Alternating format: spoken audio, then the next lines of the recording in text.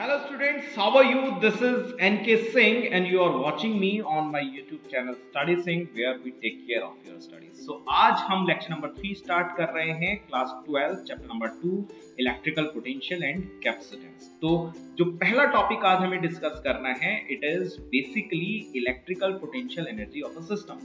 देखिए हमारे जो प्रीवियस लेक्चर्स हैं उनमें हमने इलेक्ट्रिकल पोटेंशियल एनर्जी का बेसिक कॉन्सेप्ट समझ लिया था।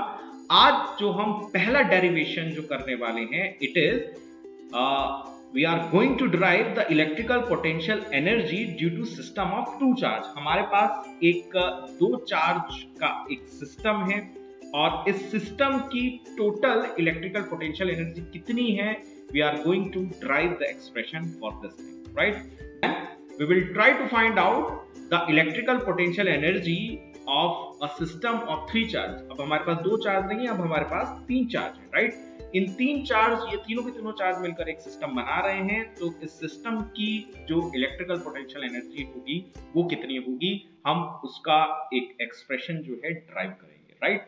और इन दोनों एक्सप्रेशन को ड्राइव करने के बाद एक स्टैंडर्ड न्यूमेरिकल मैं आप लोगों के साथ डिस्कस करूंगा ताकि जो एक्सप्रेशन हमने डिराइव किया है उनको न्यूमेरिकल्स में किस तरह से हमें यूज करना है ये आपको क्लियर हो जाए, right. So I hope so कि इस सीरीज के पहले दो लेक्चर से आप गो थ्रू हो गए होंगे। अगर नहीं है तो उनका लिंक आपको इस वीडियो के एंड में मिल जाएगा।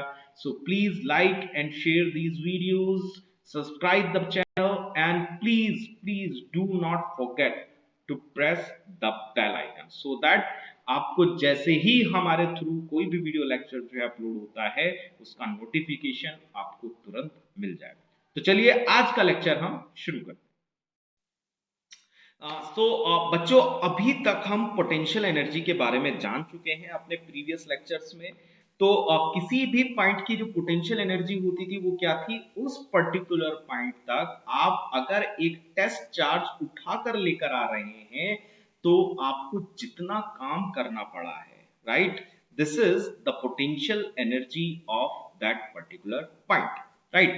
अब हम जो डेरिवेशन करने वाले हैं यहां पर we have a system of two charges, right? So we are going to derive an expression to find out the potential energy of a system of two charge, right? तो सबसे पहले हम इस फिगर को समझ लें ताकि हम आगे अपना डेरिवेशन शुरू कर पाए। तो यहां पर मेरे पास दो चार्जेस हैं, late us say this is Q1 and let us say this is Q2, right. इस चार्ज को मैंने रखा है लोकेशन A पर और ये चार्ज जो है ये रखा है लोकेशन B पर, राइट। सो ये दोनों चार्जेस मिलके एक सिस्टम बना रहे हैं। आपको इस सिस्टम की पोटेंशियल एनर्जी फाइंड आउट करनी है, राइट। तो इस सिस्टम की पोटेंशियल एनर्जी किस तरह से फाइंड आउट होगी, इस सिस्टम में दो चार्जेस हैं, इन दोनों चार्जेस को अगर हम इंफिनिटी से इन पर्टिकुलर लोकेशन तक वन बाय वन उठाकर लाकर रखें तो जितना टोटल काम हमें करना पड़ेगा that will be the potential energy due to this system of two charges, right. देखिए इस चीज को आप एक बार दोबारा अच्छे से समझिए कि ये दोनों चार्जेस मिलकर एक सिस्टम बना रहे हैं, राइट। तो according to the definition of potential energy इन दोनों चार्जेस को इंफिनिटी से यहां तक उठाकर रखने में आपको जितना काम करना पड़ेगा वो इस सिस्टम की पोटेंशियल एनर्जी होगी, राइट। और एक चार्ज हम एक बार में उठाकर लेके आएंगे, हम दोनों चार्जेस एक साथ उठाकर नहीं ला रहे हैं, right. So this is my origin और इन दोनों लोकेशंस के हम पोजीशन वेक्टर्स जो है यहां पर रिप्रेजेंट कर रहे हैं like this. So this is the position vector of location A and this is the position vector of location B, right? And this is the displacement vector between these two locations. तो चलिए इनको हम note down कर लेते हैं, right? चलिए इसको हम कह रहे हैं R1 वेक्टर और इसको हम कह रहे हैं R2 वेक्टर, राइट। तो इस ट्रायंगल OAB में अगर मैं ट्राइंगल लॉ अप्लाई करूं, देन ये जो वेक्टर है A B, it's come out to be, it's come out to be r2 minus r1. So this is basically the displacement vector, right? Okay. So what we are going to do, देखिए अभी जिस तरह से हमने decide किया है, सबसे पहले हम Q1 चार्ज को, सबसे पहले हम Q1 चार्ज को, Q2 अभी हमारा इन्फिनिटी पर ही है, राइट? सबसे पहले हम Q1 चार्ज को उठाकर लेके आएंगे और इस पर्टिकुलर लोकेशन पॉइंट ए पर रखेंगे। तो मेरा जो सवाल आपसे ये है, क्या मुझे कुछ काम करना पड़ेगा? Yes, my question is that कि अभी यहां पर कोई और दूसरा चार्ज नहीं है, Q2 भी अभी हमारा इन्फिनिटी पर ही है। मैंने आपसे कहा था कि हम इनको 1 बाई 1 उठाकर रखेंगे, राइट? तो मैं जो चार्ज Q1 को इन्फिनिटी से उठाकर अगर इस पॉइंट तक लेकर आ रहा हूं, तो क्या मुझे कुछ काम करना पड़ेगा? So the answer is no. मुझे किस फोर्स के अगेंस्ट काम करना पड़ेगा जब यहां पर कोई दूसरा चार्ज है ही नहीं, यहां पर कोई और दूसरी इलेक्ट्रिक फील्ड है ही नहीं, तो इस चार्ज पर कोई भी रिपल्सिव फोर्स नहीं लगने वाला है। तो जब इस पर कोई भी रिपल्सिव फोर्स नहीं लगने वाला है, तो मुझे किस फोर्स के अगेंस्ट काम करना पड़ेगा? तो चार्ज Q1 को जब मैं इंफिनिटी से उठाकर फ्री स्पेस में इस पर्टिकुलर लोकेशन ए पर लाकर लोकेटेड कर रहा हूं, इन दैट मुझे कोई भी काम नहीं करना, राइट? तो चलिए चार्ज Q1 को हमने यहां पर लोकेट कर दिया, राइट? अब देखिए, अब हम चार्ज Q2 को उठाकर लेके आएंगे इंफिनिटी से। अब मैं चार्ज Q2 को उठाकर लेके आ रहा हूं इंफिनिटी से, और ये जो पॉइंट B है, इसको वहां पर मैं लोकेट कर रहा हूं। तो क्या अब मुझे कुछ काम करना पड़ेगा? अब मुझे काम करना पड़ेगा, क्योंकि यहां पर Q1 ऑलरेडी है, और वो भी पॉजिटिव है और ये भी पॉजिटिव है, राइट? तो इन दोनों के बीच में एक रिपल्सिव फोर्स लगना शुरू होगा, लेकिन मैं इस चार्ज को जबरदस्ती इस लोकेशन पर लाकर रख रहा हूं। That means I have done some work against this repulsive force, right? तो इस वर्क डन को हमें कैलकुलेट करना है, राइट? तो अगर ये वर्क डन हम कैलकुलेट कर लें, then we will easily find out the electrical potential energy of this system. So बच्चों, आपको ये फिगर पहले एक्सप्लेन करनी है, right? So let us suppose we have two charges Q1 and Q2.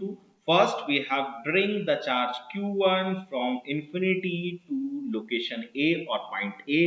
In that we have uh, in that there is no requirement to do work done, right? Now later on हम charge Q2 को उठाकर लेकर आ रहे हैं from infinity to location B, right? So हमें कितना काम करना पड़ेगा? So we are going to write down, so work done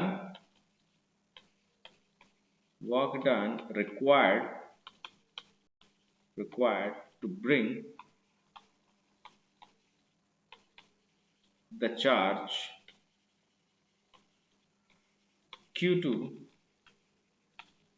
from infinity to the point B. Infinity से इस चार्ज Q2 को पॉइंट B तक लाने में आपको कितना काम करना पड़ेगा, right? So this work done is equal to Q2 and potential at point B. It is very much clear and very simple concept that we have already discussed, right? So work done is equal to Q2 by Q2 into VB, right?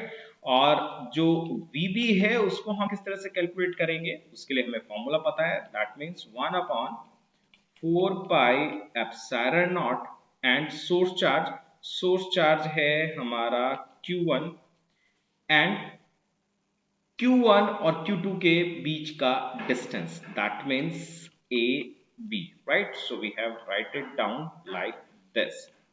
Okay, so what we are going to do right now, आपको ये जो work done है ये find out करना है। So this work done is equal to 1 upon 4 pi epsilon naught Q1 Q2 by A B, right.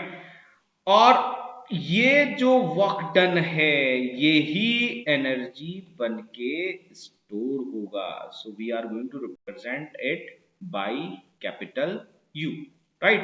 देखिए इस A B को हम इस तरह से लिख सकते हैं in the form of position vector. So this formula will turn out to be 1 upon 4 pi epsilon naught and q1 q2 divide by r2 vector minus r1 vector का इसका हमें क्या लेना होगा, magnitude. So we are going to write down like this, right. और इसको हम इस तरह से भी लिख सकते हैं like r2 minus r1 vector का जो मैग्नीट्यूड है उसको हम इस तरह से लिख सकते हैं r12 बेसिकली r12, राइट। तो इसको ऐसे लिख लीजिए, चलिए। सो this is my desired expression and we can write down it like this 1 upon 4 pi epsilon naught q1 q2 divide by r12 vector का मैग्नीट्यूड, राइट। सो इस फॉर्मूले को हम इस फॉर्मूले को हमने ब्लॉक में ले लिया है। So this is the electrical energy due to a system of two charges, right. So बच्चों चलिए अब हम potential energy due to a system of three charges, अब हमारे पास तीन चार्ज हैं, ये जो सिस्टम है इसमें हमारे पास तीन चार्ज हैं, तो इस सिस्टम की पोटेंशियल एनर्जी कितनी होगी इसको हम फाइंड आउट करते हैं, right. So this is the origin and let us say this is charge q1, this is charge q2 and this is let us say charge q3। ये है point A, ये है पॉइंट B और ये है point C, right. And जो हमारे position vector हैं चार्ज q1 के लिए this is my position vector, charge q2 के लिए this is the position vector and charge q3 के लिए this is the position vector, right. So displacement vector between location A and B is this one, right, and the displacement vector between the location of A and C will be this one, right, and the displacement vector between the location B and C will be this, right।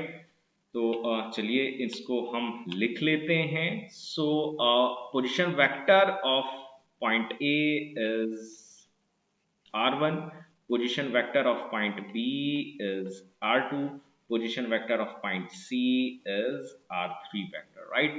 So displacement vector between A and B is r2 minus r1, right।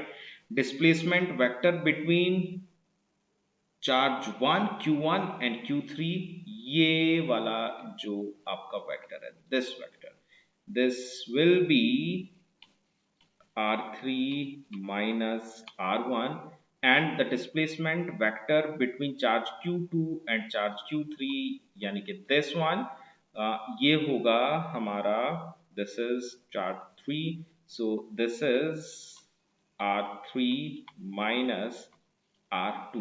so these are the vectors।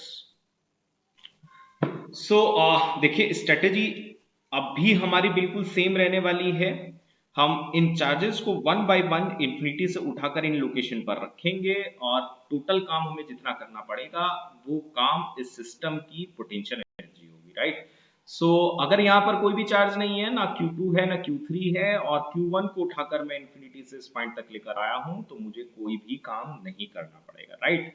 Now think about के अब मैं charge Q2 को उठाकर लेकर आया हूं और उसको मैंने लोकेशन B पर रखा है, तो मुझे कितना काम करना पड़ेगा, तो इसको हम लिख लेते हैं। So work done required to bring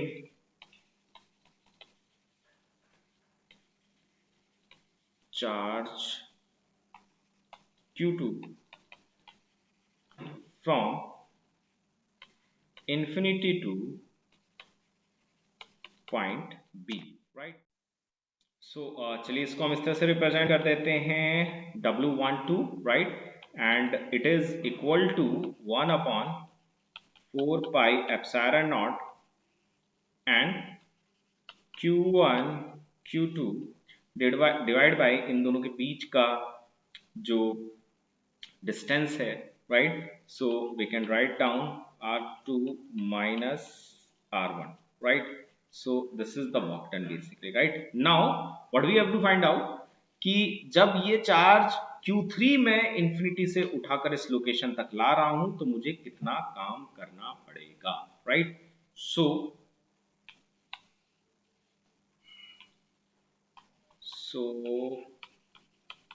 work done required to bring charge Q3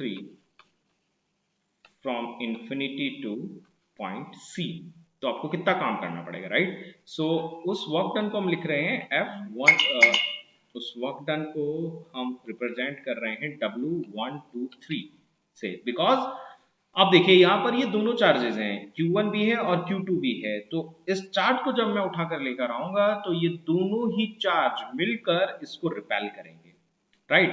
So I have to write down the work done like this, right? और W123 किसके बराबर होगा? It is W13 and plus W23, right? So W13 के लिए हम क्या लिखेंगे? 1/4 pi epsilon not and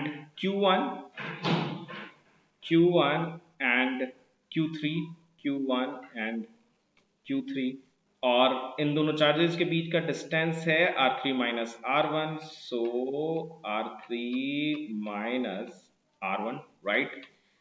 Then W23 is equal to 1/4 pi epsilon and it is Q2 and Q2 and Q3 and divided by इन दोनों के बीच का distance, that is R3 minus R2. So student, जो टोटल वर्क डन हमें करना पड़ा इन सब charges को उठाकर इंफिनिटी से इन पर्टिकुलर लोकेशन तक लाने में, अब उसको हम रिप्रेजेंट कर रहे हैं bye W. Simply we are representing it by W. So this W is nothing but W12 plus W123, right?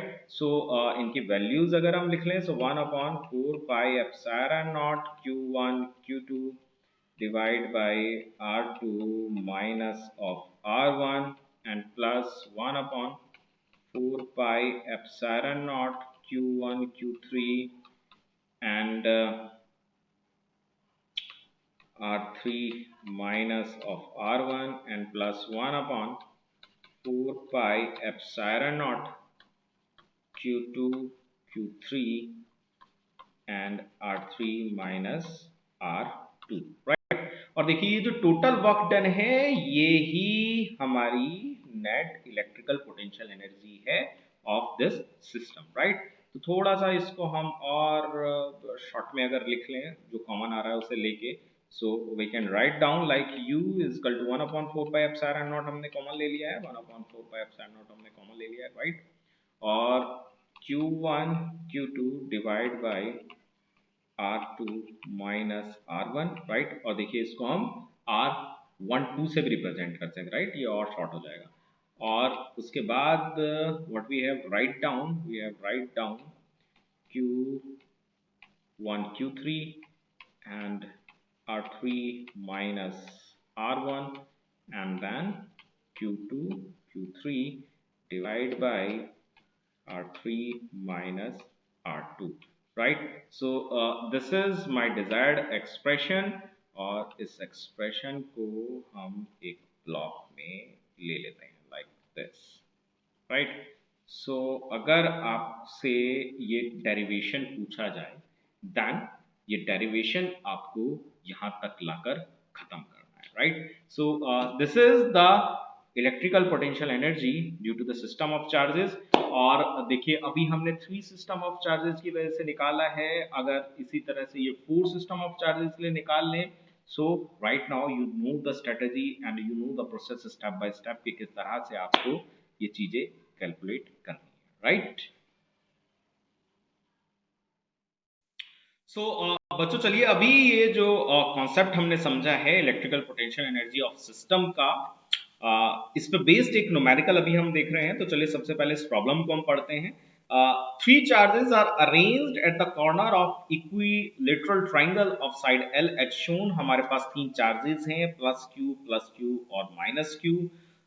ये एक ट्रायंगल के जो कॉर्नर्स हैं उस पर लोकेटेड हैं, और इस ट्रायंगल की हर एक लेंथ जो है वो स्मॉल एल के बराबर है, right. Calculate the work done to form this arrangement of charge. So that means what we are going to do, we are going to find out the electrical potential energy of the system, right? तो चलिए इसको one by one, जिस तरह से हमने derivation अपना perform किया था उस तरह से इसको one by one we will try to do that. So first of all हमें क्या अज्यूम करना है कि ये पॉइंट, ये जो चार्जेस हैं Q, ये जो कॉर्नर बी पर रखा है दैट इज प्लस क्यू, और दूसरा चार्ज प्लस क्यू जो कॉर्नर सी पर रखा है ये अभी यहां पर नहीं है, राइट। और हम चार्ज माइनस क्यू को उठाकर इंफिनिटी से पॉइंट ए तक लेकर आ रहे हैं, राइट। मैंने अभी जो डिसाइड किया है कि मैं माइनस क्यू को उठाकर पहले लेके आऊंगा, सो इससे कोई फर्क नहीं पड़ता कि मैं प्लस क्यू को उठाकर पहले ला रहा हूं या माइनस क्यू को उठाकर पहले ला रहा हूं, राइट।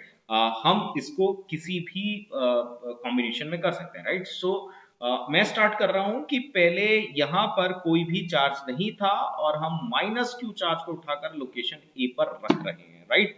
तो मुझे कितना काम करना पड़ेगा, right. So work done work done work done required to place charge minus q at point A। तो बेटा कितना करना पड़ेगा ये काम? यस, हमें कुछ भी काम नहीं करना पड़ेगा। तो चलिए इसको हम WA से रिप्रेजेंट कर देते हैं। सो हमें कुछ भी काम नहीं करना पड़ेगा क्योंकि यहाँ पर कोई और चार्ज नहीं है, यहाँ पर इलेक्ट्रिक फील्ड नहीं है, राइट। चलिए नाउ अब हम इसको दूसरे स्टेप की तरफ लेकर चल रहे हैं। अब लेट अस सपोज कि we are trying to find out कि आपको ये जो पॉइंट बी पर चार्ज प्लस क्यू है उसको आप इंफिनिटी से उठाकर इस पॉइंट पर रख रहे हैं, तो आपको कितना काम करना पड़ेगा। That means what I am trying to do, I am trying to calculating out W B, right.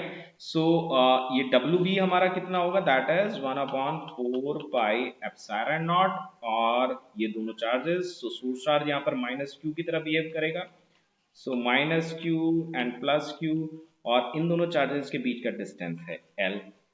So this is 1/4 pi epsilon naught and Q square upon L, right. So this is WP। Now let's try to find out WC, right।